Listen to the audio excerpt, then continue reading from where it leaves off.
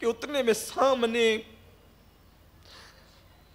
پورے قافلے کا علمدار کھڑا ہو گیا. جو ہمت ہے حسین پاک کی، جو ریڑھ کی ہڈی حسین پاک کی. عباس غازی کھڑے ہو گئے، بھیا اب کوئی بچہ تو نہیں ہے، اب جانے دو اپنے غازی کو. امام علی مقام نے کہا عباس تم جاؤ گے؟ ایسے دکھ نہ دو، ایسے دکھ نہ دو، ایسے تکلیف نہ دو، ایسی باتیں نہ کرو. میں تمہیں کسی حالت میں جانے نہیں دوں گا، تم میرے لشکر کے غازی ہو، علمدار ہو، تم نہیں جانا ہے. تم نے یہ باتیں ہو رہی تھی. غازی عباس کون ہے؟ غازی عباس حصول برکت کے لیے اس باب الحوائج کی ایک منقبت پڑھنا چاہتا ہوں.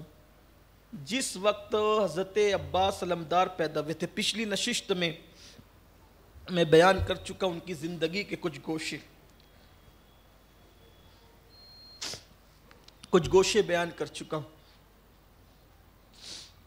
آج ان کی زندگی کا ایک گوشہ پڑھنا چاہتا ہوں، پتہ چلے گا عباس کون ہے. حضرت عباس کی خصوصیت یہ ہے کہ وہ پرتو علی ہے. عباس، غازی عباس پرتو علی. ان کی زندگی عجیب ہے. 25 یا 26 ہجری میں پیدا ہوئے تھے ام بنین کے بطن سے،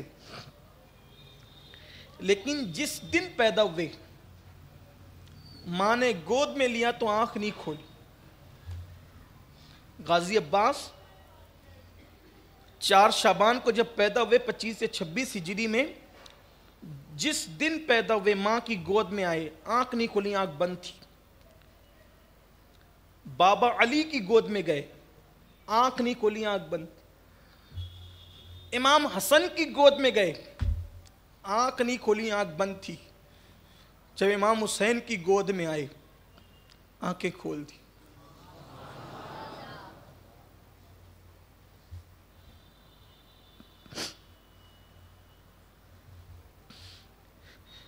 عشق حسین لے کر دنیا میں آئے تھے، بلکہ حسین کے لیے ہی دنیا میں آئے تھے. آنکھیں کھولی، سب سے پہلا چہرہ امام حسین کا دیکھا.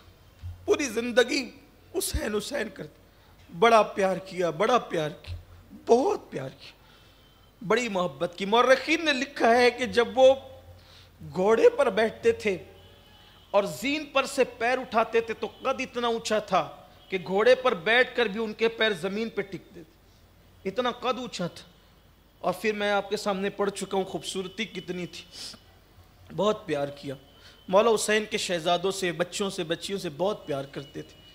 اب آئے کہتے ہیں کہ آقا مجھے امام اجازت دیں، میں جانا چاہتا ہوں. امام نے کہا نہیں، تم نہیں جاؤ گے.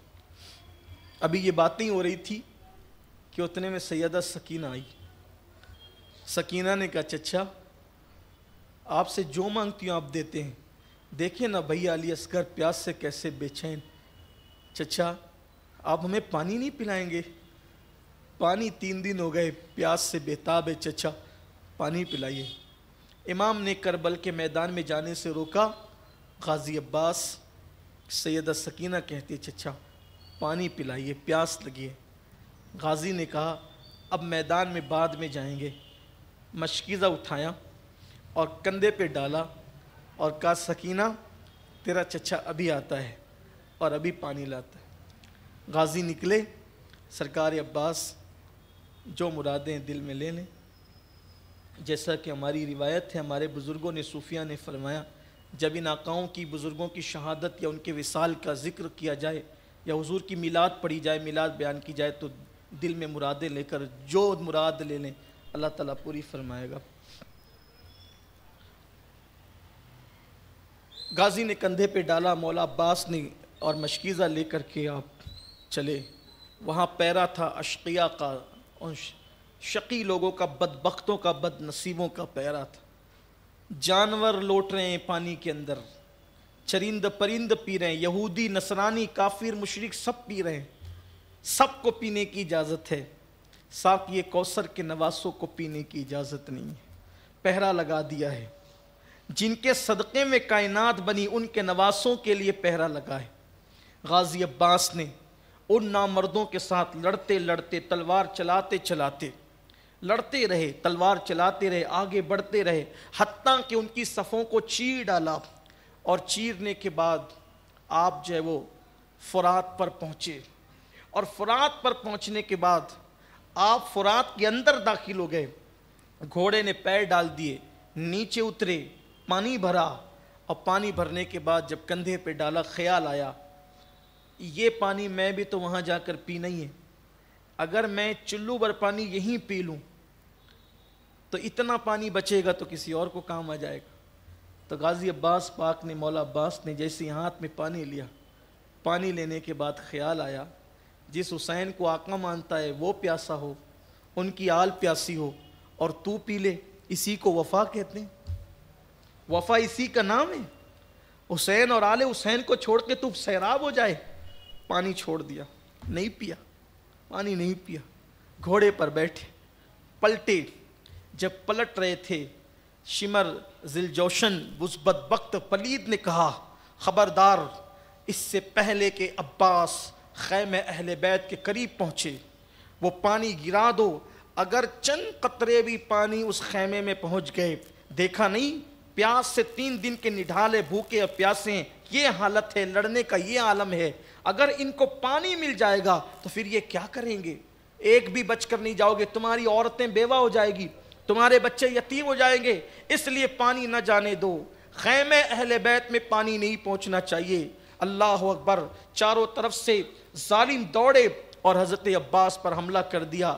عباس بائیں کندھے پر مشکیزہ ہے، دائیں ہاتھ سے مقابلہ ہو رہا ہے، ایسے میں ایک بدبخت جو ہے عباس کے بازو پر وار کرتا ہے، غازی عباس کے بازو پہ وار کرتا ہے۔ ابھی بھی کربلا میں وہاں قبہ بنا ہوا ہے جہاں غازی عباس کے بازو شہید ہوئے تھے، ابھی بھی وہ جگہ وہاں پر موجود ہے، نشانی موجود ہے۔ غازی عباس کا ایک بازو کٹ جاتا ہے، بازو کٹا، چاروں طرف سے گھیر لیا، دوسرے کندھے پر مشکیزہ ڈالا اور اسی ہاتھ سے لڑتے رہے، ان لوگوں کو جہنم رسید کرتے رہے۔ ایسے میں دوسرا بازو کاٹ دیا گیا۔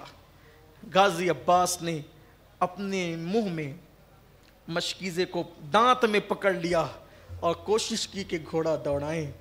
خیمے کے قریب پہنچنے والے تھے، کچھ فاصلہ تھا کہ ظالموں نے کئی تیر ایک ساتھ چلائے۔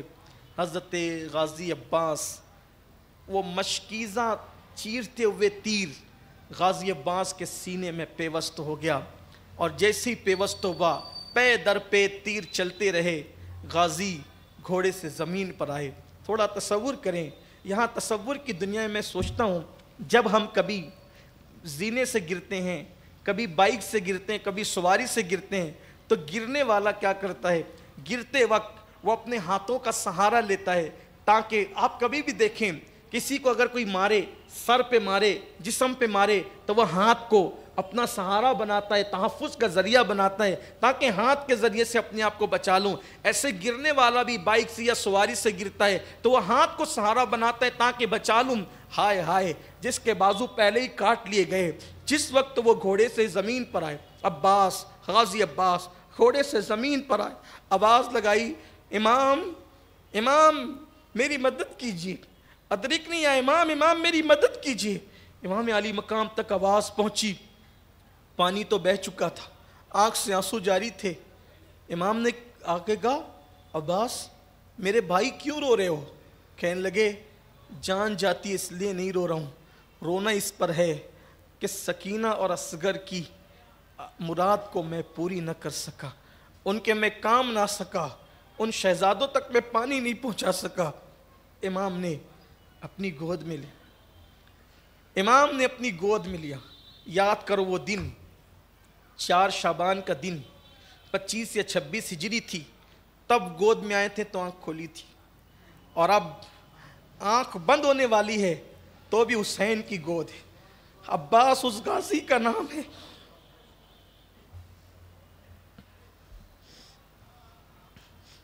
عباس اس غازی کا نام ہے۔ سب سے پہلے جس کو دیکھا تھا وہ حسین تھے۔ امام سے کہا، امام ایک بات کہوں، ایک وصیت ہے، کروں؟ کہو، پوری کروں گا۔ اس کے لیے جو قربانی دینی کرے دوں گا۔ عباس نے کہا امام جب جو شہید ہوتا ہے اس کو اٹھا کے لے جاتے ہو، خیمے میں رکھتے ہو، میری گزارش ہے، میری وصیت ہے، مجھے خیمے میں مت لے جانا، مجھے خیمے میں مت لے جانا امام، مجھے یہی چھوڑ دینا، جو انجام ہوگا، مجھے یہی چھوڑ دینا۔ امام نے کہا کیوں؟ فرمایا، کہنے لگے جتنی دیر تک میرا لاشا خیمے میں نہیں جائے گا اتنی دیر تک سکینہ کو صبر ہوگا کہ اب میرا چچا آئے گا، صبر تو ہوگا، لیکن جب وہ مجھے دیکھے گی کہ میں دنیا سے جا چکا ہوں تو شاید اس کے صبر کا پیمانہ لبریز ہوگا۔ حالانکہ اور بھی روایتیں ہیں، لیکن ایک روایت یہ بھی ہے۔ پھر امام نے کہا میرے غازی میری بھی تو ایک مراد پوری کر،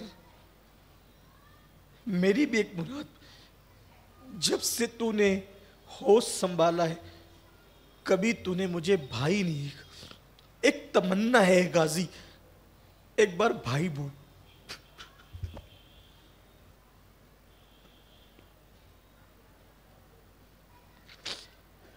ایک مرتبہ بھائی بول دی غازی۔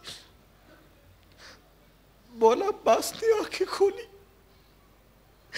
اور کھول کر کے کہا آپ بھی علی کے بیٹے، میں بھی علی کا بیٹا ہوں، لیکن آپ کی ماں بنت پیغمبر ہے، میری ماں آپ کی ماں کی خادمہ ہے، لیکن آپ کا حکم ہے تو آج آپ کو آنکھیں کھولی اور کہا۔ رندی سی کمزور سی آواز میں غازی نے بھائی کہا اور بھائی کہہ کر آنکھیں بند کر لی۔